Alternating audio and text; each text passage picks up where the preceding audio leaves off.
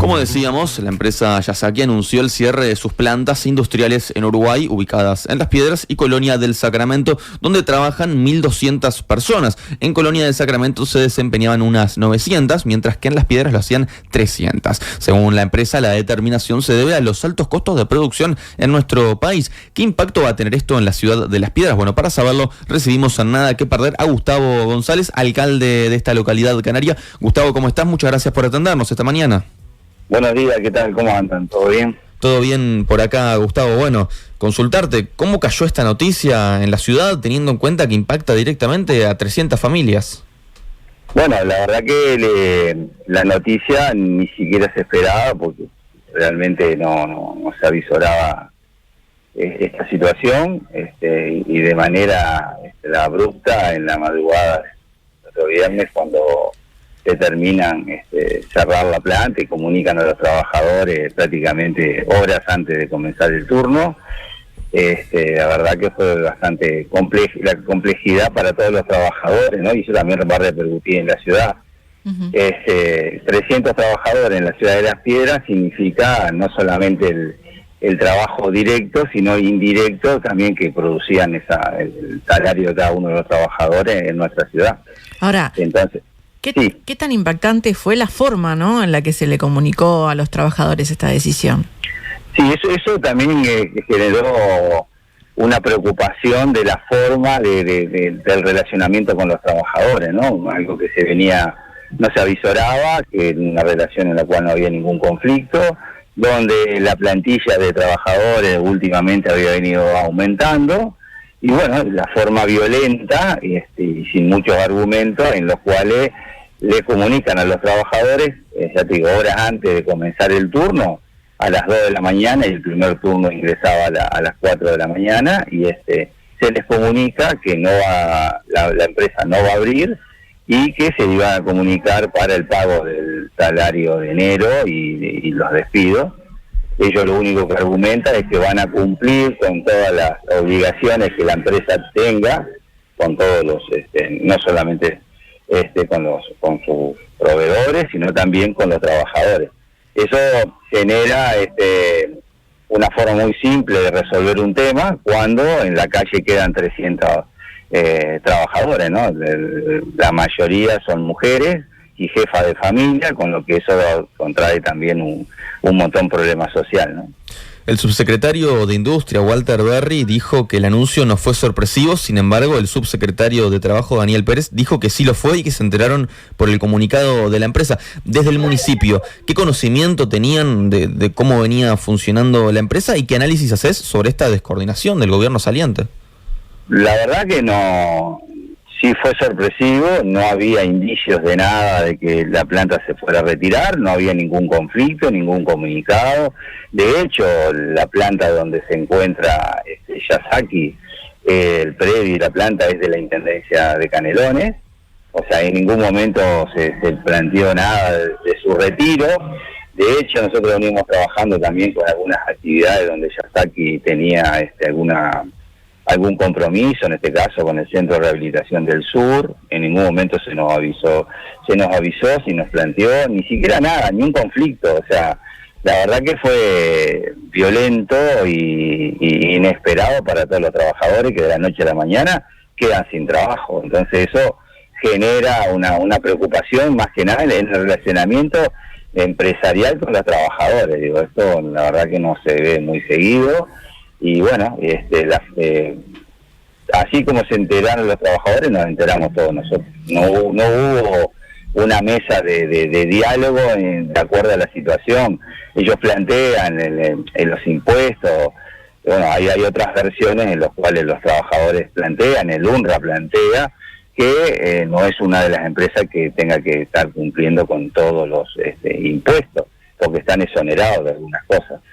Ellos aducen el hecho de tener que irse a Paraguay o a Argentina, donde los costos son más baratos, y donde también el relacionamiento con los trabajadores es prácticamente inexistente en Paraguay. Entonces, hay algunas cosas en las cuales Ellos aducen, cuando hablaban con las autoridades, en caso con el intendente y el secretario general de la intendencia, tanto Metediera como Legnani, que no era un tema político, que era un tema de costos. Y bueno, y ahí se pararon y que ellos van a cumplir con todo lo que se adeude, pero que se van. Y bueno, ahí el sindicato se puso en alerta y bueno, están ocupando están en la planta esperando un replanteo con respecto a las 300 puestos de trabajo y los 900 en Colonia. Ahora, llama la atención pensando en esto que vos decías de que habían tomado más trabajadores y los costos eran los mismos. ¿Qué fue lo que cambió entonces? No, ahí no te puedo decir, o sea, puedo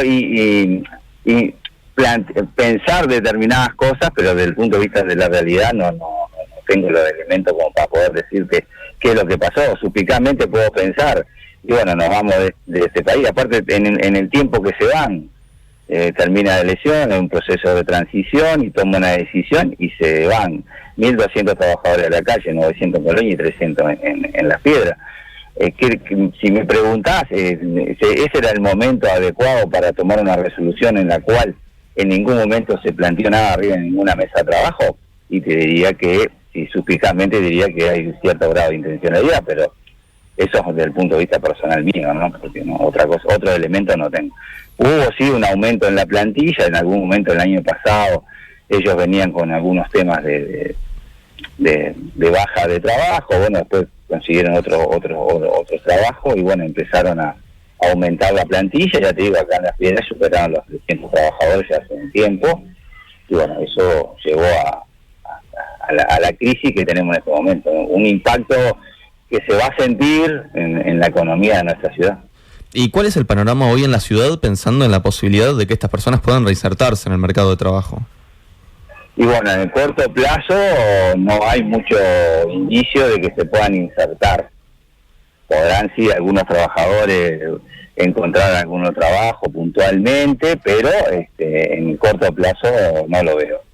Uh-huh. Hoy lo que se está planteando, y bueno, también la comunidad solidariamente está planteando de los trabajadores el hecho de que la planta retome el trabajo, ¿no? Recapacite en su planteo.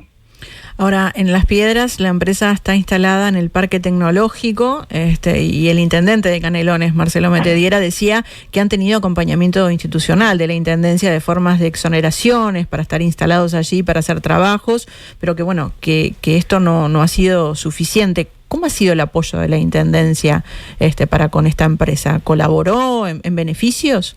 Y sí, la empresa está del 2007, no solamente le cedió la planta, sino con beneficios de impuestos, y bueno, y desde el punto de vista del gobierno nacional también, bueno, ahí no te puedo especificar bien claro cuántos son los beneficios que tienen, pero son beneficios que no tienen con todas las empresas que se instalan en Uruguay, y esta empresa lo ha tenido.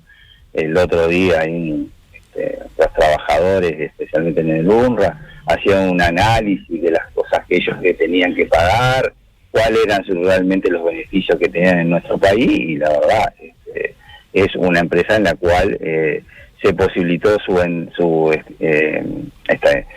estar en nuestro territorio gracias a todos estos beneficios, tanto a nivel nacional como a nivel departamental. ¿Cómo recordás, Gustavo, la llegada de la empresa en su momento a Las Piedras? ¿Por qué decide instalarse allí? Y bueno, ahí se llegó cuando se plantea la